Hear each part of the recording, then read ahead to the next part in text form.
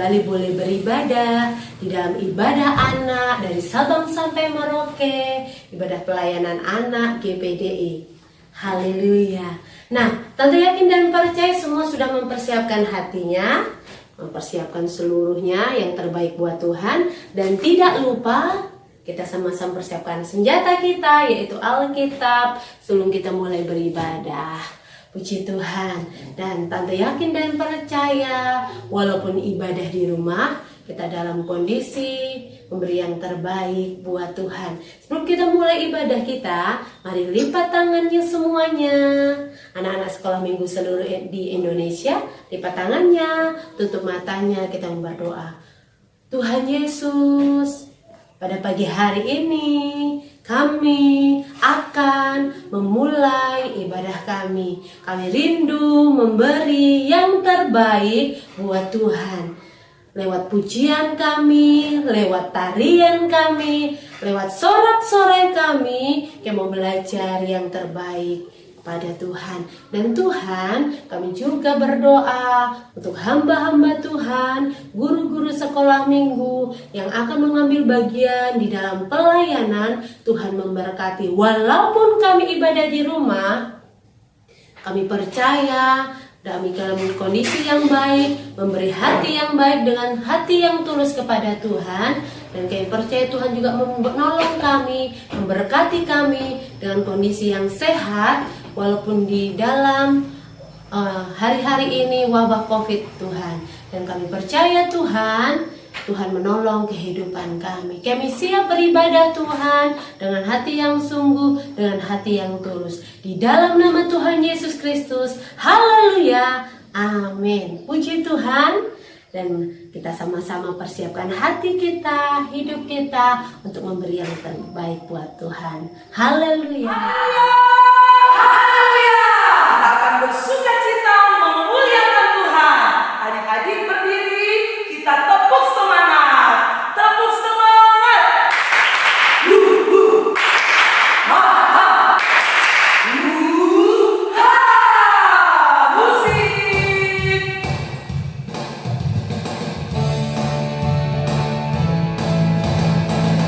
Haleluya.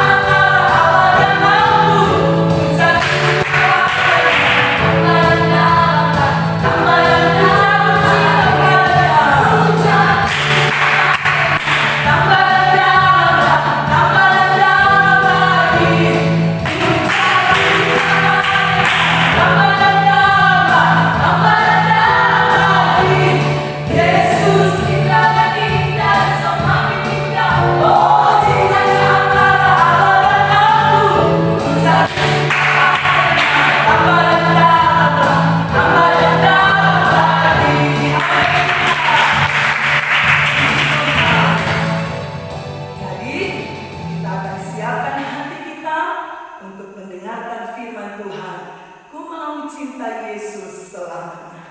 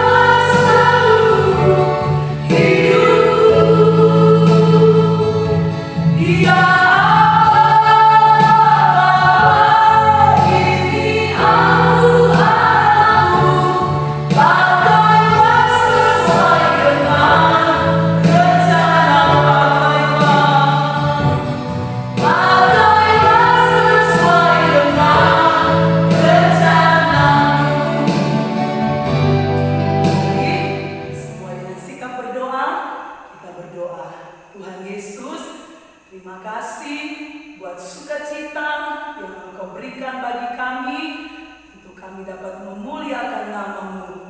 Saatnya kami akan mendengarkan firman-Mu.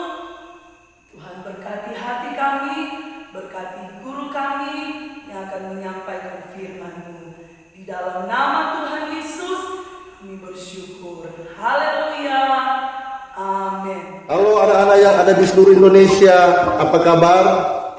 Puji Tuhan, pagi hari ini kita semua diberkati oleh Tuhan. Kita yang sudah memuji memuliakan Tuhan, saatnya kita akan dengarkan cerita firman Tuhan. Dan saat ini Om Daud akan menceritakan firman Tuhan tentang kota yang akan dimusnahkan oleh Tuhan, kota yang besar akan dihukum oleh Tuhan oleh karena dosa yang mereka perbuat yang sudah memuncak di hadapan Tuhan.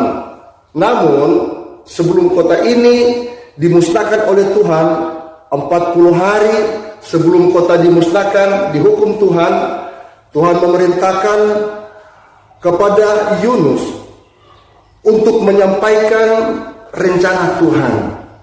Apa itu rencana Tuhan? Rencana Tuhan untuk menghukum kota Niniwe. Dan sekarang ketika Yunus mendengar perintah ini, apa Yunus langsung menjalankannya? Tentu tidak. Dan apa yang Yunus lakukan? Yang Yunus lakukan adalah dia melarikan diri ke Tarsis di sebuah kapal untuk pergi ke Tarsis atas perintah Tuhan. Terjadilah di sana ada ombak yang besar, angin yang bertiup, angin yang kencang, sehingga kapal itu hampir tenggelam. Tetapi awak kapal itu setelah mengetahui bahwa Yunuslah yang menjadikan hal ini bagi mereka, membuat suatu kecelakaan dalam perjalanan, sehingga awak kapal dan bersama penumpang yang ada di sana menyuruh untuk mengangkat Yunus membuang ke laut. Nah, anak-anak yang dikasihi Tuhan Yesus Kristus, apa yang terjadi setelah Yunus dibuang ke laut? Apa Yunus langsung mati? Tidak. Selama 3 hari 3 malam Yunus di dalam perut ikan. Karena setelah dibuang ke laut atas perintah Tuhan, ada ikan yang menelan Yunus. Selama 3 hari 3 malam Yunus ada di perut ikan. Dia berdoa kepada Tuhan, dan Tuhan perintahkan ikan itu memuntahkan Yunus di tepi pantai. Setelah itu kembali Tuhan berfirman kepada Yunus untuk menyampaikan rencana Tuhan bahwa kota Niniwe ini harus dimusnahkan. Kota Niniwe ini harus dihukum. Yunus menjalankan perintah Tuhan, dan Yunus menyampaikan kepada penduduk kota Niniwe 40 hari lagi bahwa kota Niniwe ini akan dibinasakan Tuhan. Mengapa? Akibat dosa yang mereka perbuat. Apa yang dilakukan oleh penduduk kota Niniwe, anak-anak? Mereka bukan langsung lari dari kota itu, tidak. Mereka tidak tinggalkan kota itu, tetapi mereka berpuasa selama 3 hari 3 malam. Dan mereka memakai kain kabu. Berpuasa itu dari orang tua sampai anak-anak. Bahkan sampai ada ternak yang mereka paksakan untuk berpuasa selama 3 hari 3 malam. Nah, anak-anak yang dikasihi Tuhan Yesus Kristus, apa setelah mereka berpuasa Tuhan tetap pada rencananya? Ya, tentu tidak. Yang Tuhan perbuat adalah Tuhan berbelas kasihan kepada penduduk kota Niniwe, karena penduduk kota Niniwe ini sudah melakukan penyangkalan diri melalui doa puasa selama 3 hari 3 malam. Nah, anak-anak yang dikasihi Tuhan Yesus Kristus, cerita firman Tuhan ini terdapat di dalam kitab Yunus pasal pertama dan sampai pada pasal yang ketiga. Nah, anak-anak yang dikasihi Tuhan Yesus Kristus, setelah penduduk kota Niniwe ini berdoa kepada Tuhan, memohon ampun dan mereka bertobat, Tuhan berbelas kasihan kepada kota Niniwe ini dan tidak dihancurkan, karena Tuhan mengasihi orang yang berdosa dan bertobat. Seperti yang terdapat di dalam kitab Lukas pasal yang kelima ayat yang ke-32. Ayo adik-adik, mari kita membaca ayat firman Tuhan ini. Sekali lagi dalam kitab Lukas pasal yang kelima ayat yang ke-32. Aku datang bukan untuk memanggil orang benar, tetapi orang berdosa, supaya mereka bertobat. Nah, anak-anak yang dikasihi Tuhan Yesus Kristus, ada dua hal yang menarik dalam cerita ini. Yang pertama, bahwa Tuhan menginginkan supaya kita melakukan perintah Tuhan.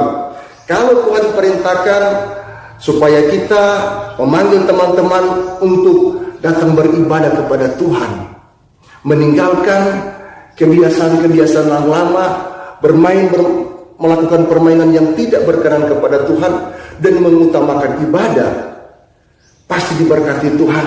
Dan anak-anak yang dikasihi Tuhan, jangan kita lari dari perintah Tuhan, supaya diberkati Tuhan. Yang kedua, Tuhan mengasihi orang yang bertobat. Jadi kalau anak-anak melakukan kesalahan, menyakiti hati teman, menyakiti hati Tuhan, tetapi anak-anak mau bertobat lalu datang kepada Tuhan, Tuhan akan berkati. Tuhan tidak akan menghukum. Jadi dua hal yang penting anak-anak kita boleh pelajari dari cerita tentang kota Niniwe yang akan dimusnahkan oleh Tuhan, dan Yunus lari dari panggilan Tuhan. Nah, anak-anak yang dikasihi Tuhan Yesus Kristus, semoga pagi hari ini anak-anak diberkati Tuhan. Kalau anak-anak mendengarkan perintah Tuhan dan bertobat meninggalkan segala kesalahan, Tuhan pasti memberkati. Mari kita berdoa. Tuhan Yesus, terima kasih karena pagi hari ini kami telah membaca dan merenungkan firman-Mu.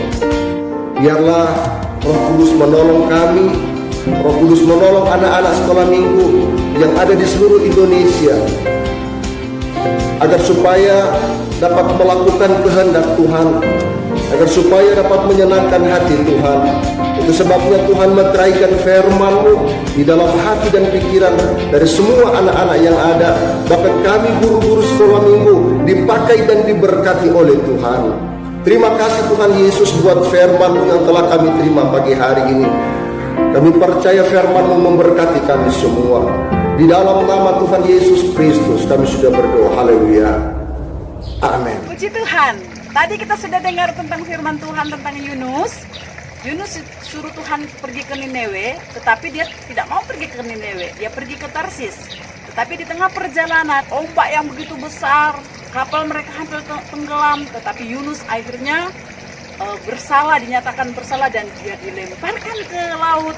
Dan waktu dia dilemparkan ke laut, maka ikan datang menelan Yunus. Di dalam perut ikan, Yunus berdoa, dan ternyata walaupun di dalam perut ikan Yunus berdoa, Tuhan mendengar doanya, dan Yunus dimuntahkan di Niniwe.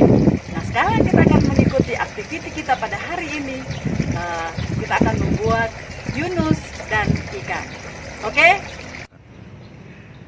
Alat-alat yang kita butuhkan untuk aktiviti hari ini, yang pertama itu adalah gunting, kemudian ada pena, ada kertas, pakai kertas AVS atau kertas buku boleh, kemudian ada krayon. Nah, yang pertama kita lakukan adalah kita melipat kertas ini sama, ya. Kemudian setelah lipat kita akan gambar di dalam ini gambar ikan, ya. Seperti ini kira-kira. Nanti adik-adik bisa gambar ikan, mungkin adik-adik punya ikan yang lebih bagus.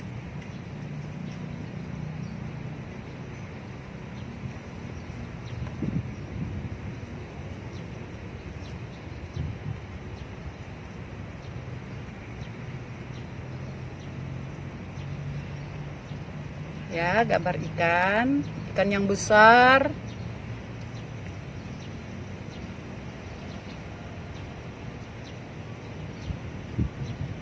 Ya, kira-kira seperti ini bentuknya. Ya, ikannya.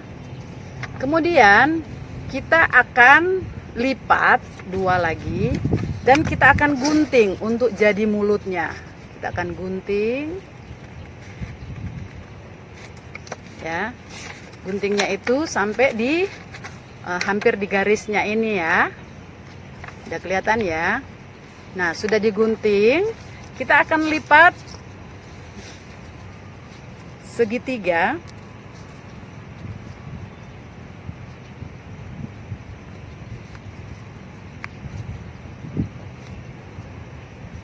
Jadi gini ya, dilipat segitiga. Kemudian buka lagi dan lipatan segitiga itu kita dorong ke depan. Kita dorong ke depan.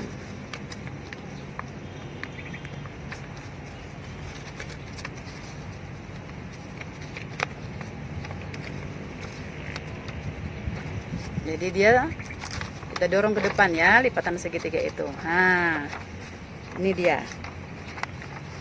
Sudah terbentuk mulut ya. Ya. Kemudian kita ambil krayon, kita taruh mata. Kita taruh mata di sini. 2 matanya. Kemudian kita warnai, ya, kita warnai akan ikan ini. Kita mau warna apa? Ya, adik-adik mau warna apa terserah, ya.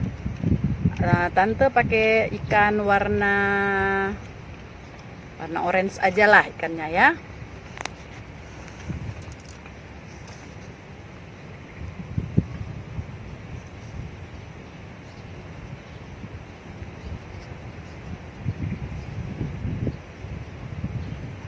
Nah, baru kita warnain ikannya.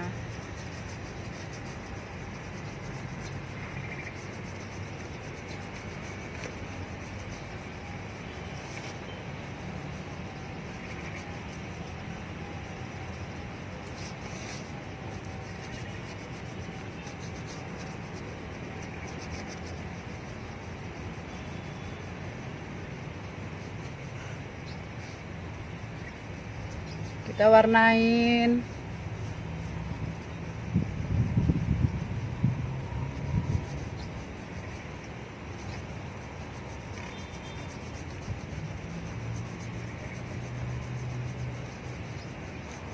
Nah, untuk segitiga yang mulut bagian atas itu biarkan putih saja, nggak usah diwarnain ya, nggak usah diwarnain. Yang untuk atas ini, nggak usah diwarnain ya. Jadi dia seperti itu ya. Ya, kelihatan ya. Nah, karena ikan itu ada di laut, maka kita akan membuat dia ada air sini ya, ada air.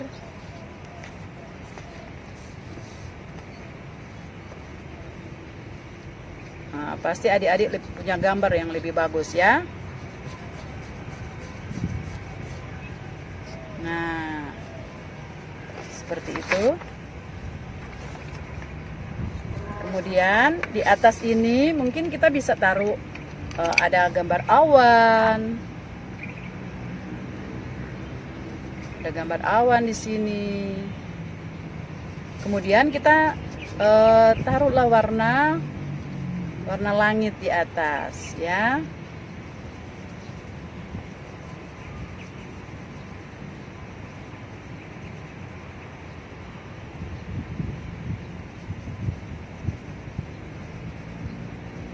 Nah, kira-kira seperti ini ya. Kalau adik-adik mau taruh ada burung yang berterbangan, boleh taruh di sini, burung yang berterbangan.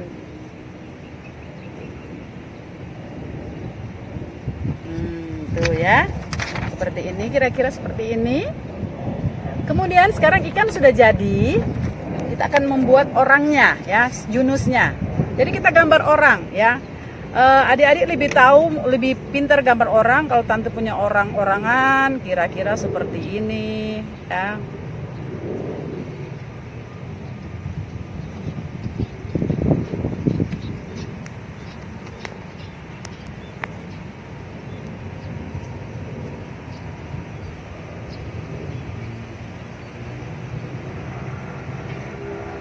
Nah, tante akan warnain dia punya baju ya, bajunya. Nah, celananya tuh warna hitam aja. Nah, sudah jadi, kita gunting orang-orangnya ini, kita gunting.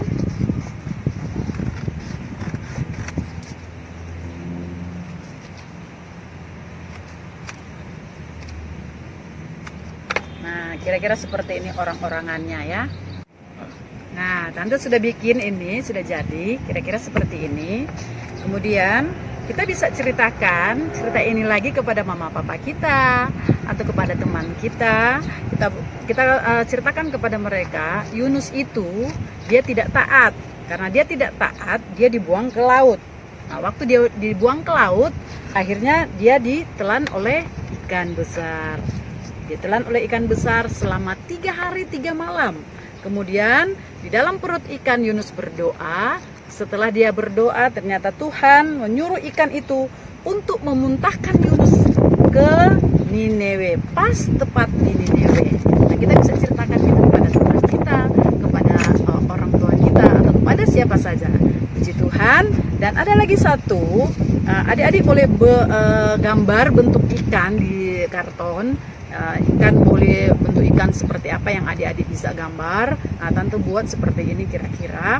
Kemudian di belakangnya itu kita akan tulis ayat hafalan kita minggu ini.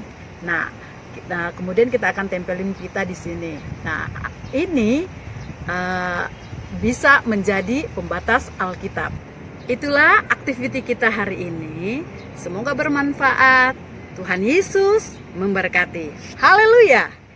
Memberkati semuanya. Baik, kita akan akhiri ibadah kita hari ini dan terimalah berkat dari Tuhan Yesus. Semua tutup mata dengan baik, lipat tangannya. Ya, terima berkat. Di dalam nama Tuhan Yesus Kristus, Tuhan memberkati anak-anak Indonesia dari Sabang sampai Merauke. Demikian juga anak-anak yang ada di luar negeri.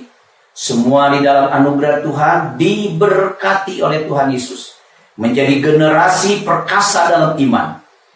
Dan kami juga berdoa buat Indonesia. Tuhan berkati Indonesia. Untuk menjadi Indonesia yang sehat, Indonesia yang sejahtera. Memberkati juga Bapak Presiden kami, Bapak Jokowi, dan jajarannya semuanya. Diberkati oleh Tuhan. Terima kasih Tuhan Yesus. Kami mengucap syukur dan mengakhiri ibadah ini. Haleluya. Semua katakan amin. Puji Tuhan. Haleluya. Tuhan memberkati. Haleluya.